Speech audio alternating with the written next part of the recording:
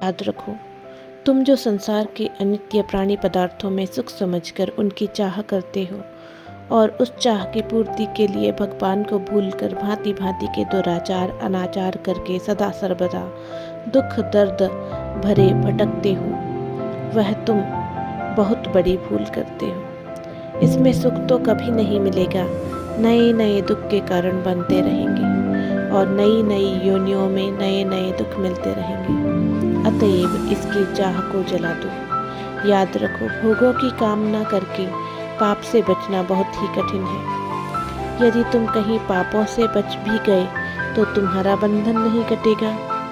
बड़ी सोने की हो या लोहे की, बेड़ी तो बेड़ी है। तुम सदा संसार के जन्म मृत्यु के बंधन में ही रहोगे। याद रखो, यहाँ तुम्हारे लिए जो कुछ होता है सब तुम्हारे पूर्व कर्मों के परिणाम स्वरूप दयामय मंगलमय प्रभु के विधानानुसार तुम्हारे मंगल के लिए ही होता है। अतः जो होता है उसे होने दो और उसमें प्रभु की कृपा का अनुभव करके यही समझो कि प्रभु के मंगलमय विधान से जो कुछ तुम्हें प्राप्त हो रहा है उससे तुम्हारे कर्म का ऋण तो चुक ही रहा है। मंगलमय प्रभु के मंगलमय हाथों से यह विधान बना है, इसलिए इससे तुम्हारा निश्चय मंगल ही होगा, तुम्हें परम लाभ होगा।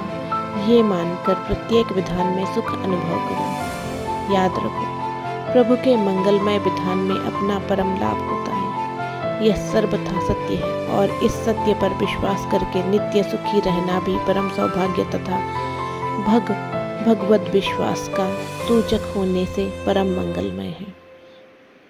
तथापि यदि प्रेम की दृष्टि से देखा जाए तो यह मान्यता भी उच्च श्रेणी की नहीं है, क्योंकि परम लाभ होने की संभावना ही इसमें सुख का कारण है। भगवान मंगलमय है, वे अमंगल कर ही नहीं सकते।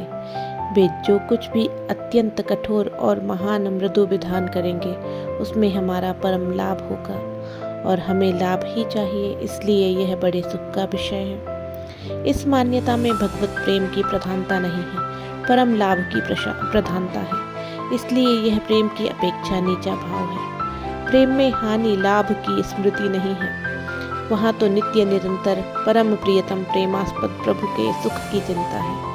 उनके मन का जो कुछ होता है उसी में उन्हें सुख होता है। अतएव प्रतिक्षण प्रेमी को यही चिंता रहती है कि सब कुछ उनके मन का होता रहे। इसके अतिरिक्त अन्य किसी भी लाभ की कोई कल्पना नहीं, हानि की कोई चिंता नहीं। इसलिए वह सुख की चाह नहीं करता, दुख की परवाह नहीं करता। वह सदा सर्वदा इसी को परम लाभ मानता है कि उसका जो कुछ जीवन है वह केवल प्रेमास्पद परम प्रियतम प्रभु के मन का जीवन है। उसका ना अपना मन है, ना जीवन है, ना जीवन का कोई कार्य है और ना कुछ चाहना पाना या त्याग करना ही है। प्रभु का सुख ही परम सुख है, परम लाभ है। याद रखो, तुम जहाँ भी कुछ अपना अलग लाभ मानते हो और उसकी प्राप्ति करना चाहते हो तथा प्राप्ति होने की आशा में सुख मानते हो, वह चाहे होती हो भगवान के विधान से ही, और यह सत्य है कि भगवान के विधान से ही होती है, तो तुम्हारे मन में छिपा काम है जो प्रेम का कलंक है और ऐसी दशा में प्रेम का यथार्थ उदय नहीं हो पाता।